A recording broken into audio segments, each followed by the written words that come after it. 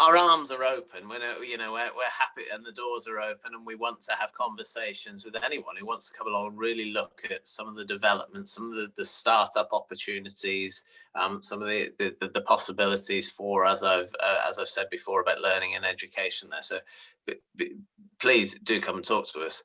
What I would say about us as a council is we're ambitious. We look to innovate, and we do have a set of values as well that go with that. We have, for instance, declared, as many others have declared a climate emergency, and that is something we're working working towards at pace. Is those net zero targets and others. So we want to work with people on issues like that as well. This isn't just about bricks and mortar.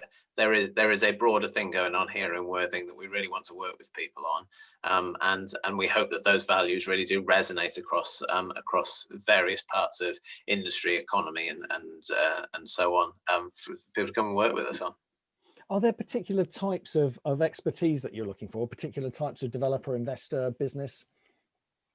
Again, we don't, we're not pigeonholing ourselves when we look for people to come and invest. We're not narrowing the field in any way, but there are areas that we see real growth potential for our areas. Those creative and cultural type businesses, we know that within our town centre, within the sort of office space and the potential that we're offering, there really is potential for growth in that area. We know that there's people working down here doing some fascinating things with data and with artificial intelligence, and more of that would be absolutely welcome. But then, having said that, if I haven't said anything that's you, please come. We're still here. Give us a call. We're looking for forward-thinking, innovative people to come here and do some exciting things with us. And you mentioned before that you've been working with the LEP and with LCR on particular projects. Do you want to sort of expand a little bit on those partnerships and how they came about?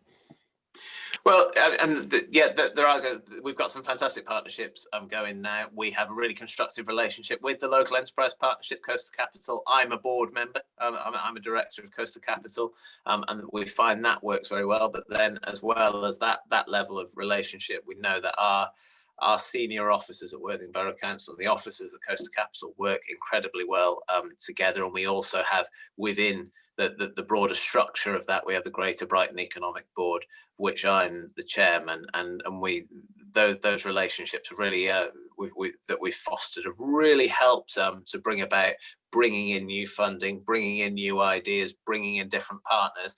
And two that have been really critical to what we're doing, our LCR, the government-owned firm, which has developed huge parts of London and other cities in the country all around the Olympic Park, and some of the train stations in London, and associated with the first high-speed rail between us and obviously the continent. That's been really critical to bringing on sites like our Union Place site, which has now got the outline planning permission, which we hope to be building on very soon. And again, another critical partnership that we fostered, and it's really coming on great guns, is with City Fibre, who have been laying all the ultra-fast broadband in the town. And these are big players to be working with what is, we accept, a relatively small council down on the south coast. I think that, is a way of us burnishing our credentials and saying that we are grown-ups here. We are people who have the credibility to work with some really significant players and help deliver on other people's priorities as well as our own. Guys like LCR and City Fibre are not with us out of the kindness of their heart. They're here because they recognise that there's something exciting going on down here in Worthing, and that they have in us, in Worthing Borough Council, a partner who can help to deliver.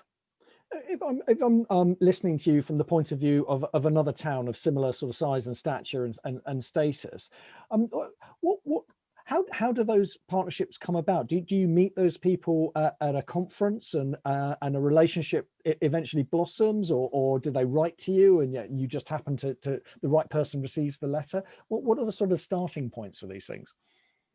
Well, look, we've built these these partnerships in different ways. What I describe us as in this regard, I suppose, is strategic networkers. Yeah, we do go to those conferences. We don't go to every conference, but we go where we can to find out. And the City Fibre one, the example is a couple of us going to a conference one day, seeing one of the City Fibre guys up on the stage doing their presentation, and so we've got to talk to this guy, and it started from there.